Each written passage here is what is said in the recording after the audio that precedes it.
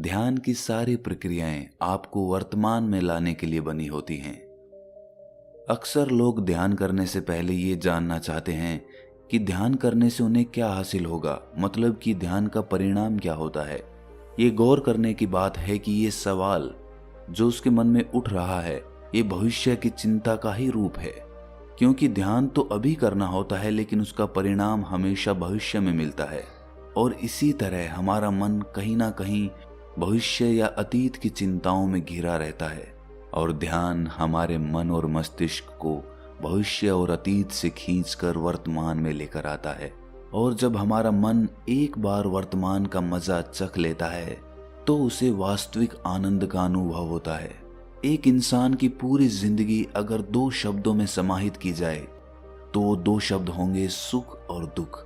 ये सुख और दुख मिलकर एक ऐसा चक्र बनाते हैं, एक ऐसा गोला, एक ऐसा पहिया बनाते हैं कि इंसान जिंदगी भर उस पहिए में गोल गोल घूमता रहता है। और उस गोले में चलते चलते कभी वो दुख को पार करके सुख में पहुंच जाता है, लेकिन उसे उस वक्त ये नहीं पता होता कि ये सुख का गोला भी घूमकर फिर से दुख में लेकर आएगा, और इसी चक्कर में फंसकर आदमी का पूरा जीवन निकल जाता है।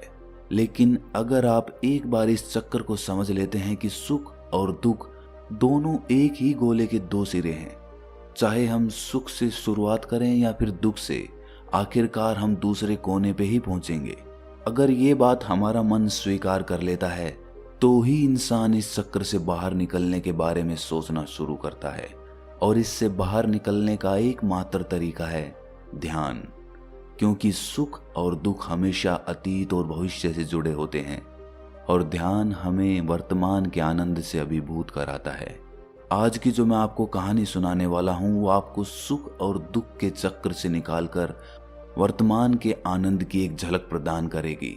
इससे पहले कि आप इस कहानी में खो जाएं, इस चैनल को सब्सक्राइब जरूर कर लें। एक बार की बात है, एक नौजवान युवक बुद्ध के पास आता है और उनसे कहता है कि हे बुद्ध, क्या आप मेरे एक सवाल का जवाब देंगे? बुद्ध ने मुस्कुराते हुए कहा कि पूछो, क्या पूछना है। इसके बाद उस युवक ने कहा कि हे बुद्ध, मेरी उम्र अभी बहुत ज्यादा नहीं है, लेकिन मैं बहुत परेशान रहता हूँ, बहुत दुखी रहता हूँ। मैं आपसे ये जानना चाहता हूँ कि मेरे जीवन में अभी से इतने दुख हैं, तो मेरी जिंदगी तो अभी बहुत बाकी है। क्या मेरे जीवन में दुख बढ़ते ही रहेंगे? क्या इन दुखों से छुटकारा पाने का कोई रास्ता नहीं है? ये सुनकर बुद्ध कहते हैं कि कहाँ है तुम्हारे दुख? मुझे तो दिखाई नहीं दे रहे। ये सुनकर वो युवक कहता है कि हे बुद्ध, दुख तो मेरे अंदर है, मेरे भीतर है, वो आपको कैसे दिखाई देंगे? ये सुनकर बुद्ध उस युवक से पूछते हैं कि क्या तुम्हें अपने दुख दिखाई देते हैं? वो युवक कहता है कि हाँ बुद्ध, मैं अपने दुखों को भली भांति देख पा रहा हूँ। तब बुद्ध ने पूछा कि इन दुखों का मूल क्या है? बुद्ध में और उस युवक में चर्चा चल ही रही होती है कि तभी एक भिक्षु दौड़कर वहां पर आता है। वो भिक्षु तथागत बुद्ध के कान में कुछ कहता है। इसके बाद बुद्ध उस युवक से कहते हैं कि चलो, आज मैं तुम्हें जीवन का सत्य दिखाने के लिए एक जगह पर लेकर चलता हूँ। वहां पे तुम्हें कुछ भी नहीं बोलना है, चुपचाप सारी बातें सुनते रहना है। इसके बाद तुम्हें अपने सारे प्रश्नों के उत्तर खुद ही मिल जाएंगे। ये कहकर वो युवक गौतम बुद्ध के पीछे पीछे चलने लगता है। कुछ दूर चलने के बाद गौतम बुद्ध एक घर में प्रवेश करते हैं। घर में प्रवेश करने के बाद वो युवक और तथागत बुद्ध देखते हैं कि वहां पर बहुत सारे लोग इकट्ठे हो रखे हैं, और बीच में चारपाई पर एक वृद्ध आदमी लेटा हुआ है। बुद्ध को देखते ही सभी लोगों ने उनके लिए राह बनाई, और बुद्ध उस आदमी के पास वहीं उसकी चारपाई पर जाकर बैठ जाते हैं। वो युवक भी पास में ही बैठ जाता है। इसके बाद वो वृद्ध आदमी जो चारपाई पर लेटा हुआ था कहना शुरू करता है कि हे बुद्ध, मैं नहीं जानता कि मेरे जीवन में कितनी सांसें और बची हैं। पता नहीं किस वक्त मुझे भगवान के घर से बुलावा आ जाए। हे बुद्ध, मैं मरने से पहले अपने कुछ सवालों के जवाब आपसे जानना चाहता हूँ। मुझे पता है कि उन सवालों के जवाब आप ही मुझे दे सकते हैं, इसीलिए मैंने आपको यहाँ पर बुलाया है। इसके बाद उस वृद्ध आदमी ने कहना शुरू किया कि हे बुद्ध, अपने आखिरी वक्त में मुझे अपने बचपन के दिन बहुत याद आ रहे हैं। मैं अपने बचपन के दिनों को याद करता हूँ और सोचता हूँ कि वो भी क्या दिन थे।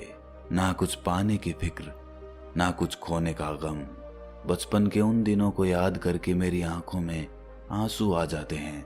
मुझे लगता है कि कितनी आज़ादी थी उस समय। मेरा मन कितना खुला हुआ था। मन में कुछ भी पाने की इच्छा नहीं थी। जिस भी खेल में लग जाते थे उसी खेल में पूरे दिन लगे रहते थे। लेकिन कुछ समय बाद जैसे जैसे मैं बड़ा होने लगा वैसे वैसे लोग मुझे जिंदगी की दौड़ में आगे निकलने के लिए कहने लगे। मेरे पिता अक्सर मुझसे कहा करते थे कि तुम पढ़ाई में अपने भाई जैसे क्यों नहीं हो, तुम दूसरे लोगों से पीछे क्यों रहते हो। ये सब सुन सुनकर मेरा मन बहुत बेचैन रहने लगा। लोग मुझे बहुत ताने देते थे क्योंकि ना तो मैं खेल में अच्छा था और ना ही पढ़ाई में अच्छा था। सब लोग मुझे किसी और की तरह बनने के लिए कहते थे और उनके तानों से तंग आकर मैंने जीवन में कुछ हासिल करने का निश्चय किया। मैंने अपने आप से वादा किया कि मैं भी अपने भाई की तरह एक कामयाब इंसान बनूंगा और इसके लिए मैं दिन रात मेहनत करने में लग गया। शुरुआत में बहुत मुश्किलें आईं, बहुत निराशा हाथ लगी, लेकिन मैंने हार नहीं मानी और मैंने खुद अपना व्यापार खड़ा कर लिया।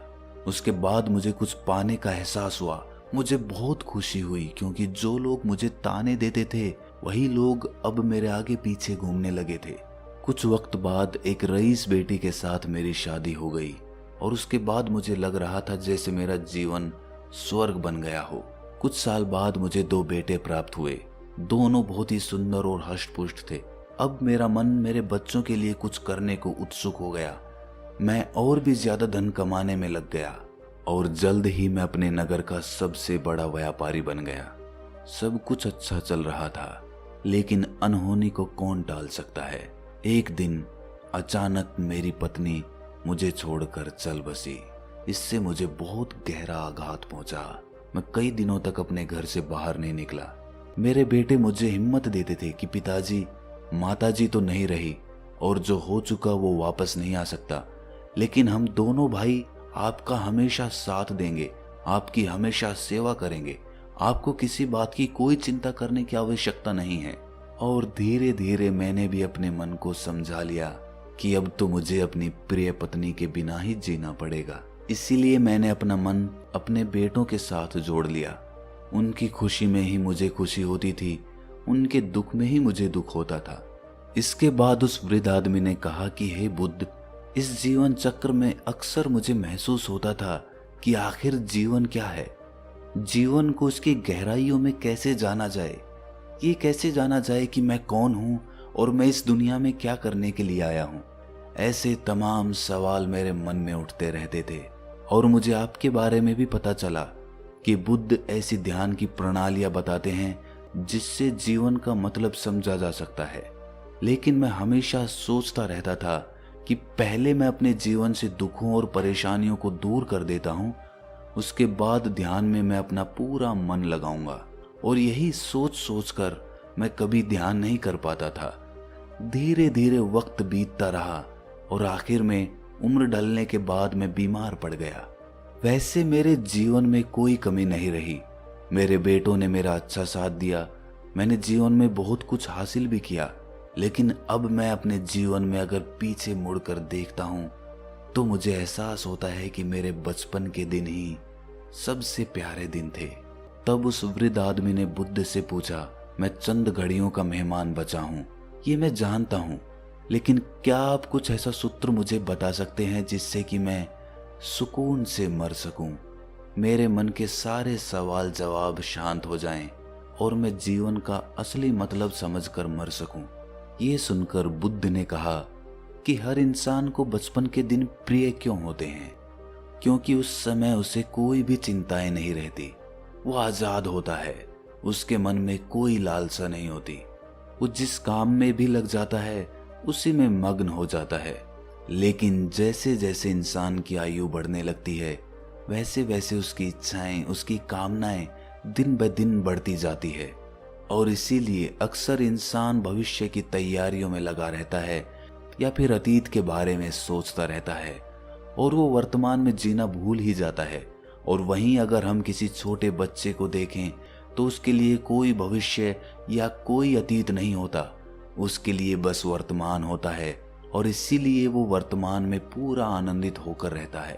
तुमने अपना पूरा जीवन अपनी कामयाबियों, अपने बेटों, अपनी पत्नी और अपने भविष्य की योजनाओं में ही बिता दिया और तुम हमेशा यही सोचते रहे कि पहले मैं अपने जीवन को व्यवस्थित कर लेता हूं और उसके बाद सत्य की खोज करूंगा, उसके बाद ध्यान करूंगा। लेकिन हम ये भूल जाते हैं कि कल कभी नहीं आता। भविष्य की योजनाएं कभी पूरी नहीं होती। जब एक योजना पूरी होती है तो हमारा मन दूसरी योजनाएं बना लेता है और इस प्रकार जीवन चक्र चलता रहता है। और अब आखिरी समय में जब मृत्यु तुम्हारी सैया पर लेटी हुई है तो तुम्हें एहसास हो रहा है कि मैंने जीवन में कुछ भी हासिल नहीं किया। अब तुम्हें लग रहा है कि जो भी तुमने किया उसमें से तुम एक सुई भी अपने साथ नहीं ले जा सकते। अगर यही बात तुम उस वक्त समझ लेते, मृत्यु कभी निश्चित होकर नहीं आती, वो तो कभी भी आ सकती है। अगर ये बात उस वक्त तुम्हारा मन समझ लेता तो तुम उसी वक्त ध्यान और सत्य की खोज में लग जाते। तुम कोई ऐसी चीज खोजने की कोशिश करते जो तुम्हारे साथ जा सके, जो तुम्हें परिपूर्णता से मरने का मार्ग दिखा सके। उस वृद्ध आदमी ने हाथ जोड़कर बुद्ध से कहा कि हे बुद्ध, ये तो मैं जानता हूं कि मुझसे गलतियां हुई हैं। मैंने अपने जीवन को सार्थक रूप से जिया ही नहीं और इस बात का मुझे बहुत गहरे में एहसास हो चुका है। लेकिन मैं आपसे फिर से वही सूत्र जानना चाहता हूं कि क्या मैं अभी परिपूर्णता के साथ नहीं मर सकता? क्या मुझे अभी सत्य की कोई झलक नहीं मिल सकती? ये सुनकर बुद्ध ने उस आदमी का हाथ सहलाते हुए कहा कि अब तो एक ही सूत्र समझने लायक रह जाता है और वो सूत्र ये है कि तुमने जीवन में जो कुछ भी पाया या जो कुछ भी खोया वो सब यहीं पर छोड़कर चले जाओ। उसे अपने मन के साथ जोड़कर मत ले जाओ। अपने मन में ये भाव पैदा करो कि तुमने अपने जीवन से बहुत कुछ सीख लिया और वास्तविकता में तुमने अपने जीवन में बहुत प्रगति की है, क्योंकि तुमने ये जान लिया है कि जीवन में कुछ भी सार्थक नहीं है और ये जानना भी बहुत बड़ी उपलब्धि होती है। लोग जीवन भर जीते जीते मर जाते हैं लेकिन उन्हें जीवन की निरर्थकता का कोई पता नहीं चलता। इसीलिए अभी अपने मन से सारे सवाल गिरा दो और ये भाव पैदा करो कि जीवन में जो कुछ जानने जैसा था वो मैंने जान लिया है और अब जीवन में कुछ भी जानने जैसा नहीं बचा है। जब तुम इस भाव, इस बोध से भर जाओगे तो तुम बिल्कुल खाली होकर मृत्यु को प्राप्त हो जाओगे। और वास्तविकता में यही मरने की कला होती है। हमने जीवन में जो कुछ भी पाया, जो कुछ भी खोया, वो इसी दुनिया का था और वो यहीं पर रह जाएगा। हमारे साथ कुछ भी नहीं जाएगा। हम खाली जाएंगे, हम बिल्कुल खाली जाएंगे। और जो लोग अपने मन से बिल्कुल खाली होकर जाते हैं, वास्तव में उनके अंदर ज्ञान का दीप जल जाता है और वो आगे चलकर दूसरे जन्मों में उस निर्वाण की स्थिति को प्राप्त कर सकते हैं। लेकिन उससे पहले तुम्हें इस जीवन की निरर्थकता को समझना होगा। यहाँ पर कुछ भी पाना या कुछ भी खोना कोई मायने नहीं रखता। इसके बाद बहुत देर तक उस वृद्ध आदमी ने कोई सवाल नहीं पूछा और वो मुस्कुराते हुए मृत्यु को प्राप्त हो गया। इसके बाद बुद्ध ने उस नौजवान युवक से पूछा कि क्या तुम्हें अपने सवालों के जवाब मिले, और मिले तो तुम्हें क्या जवाब मिले, सभी को बताओ।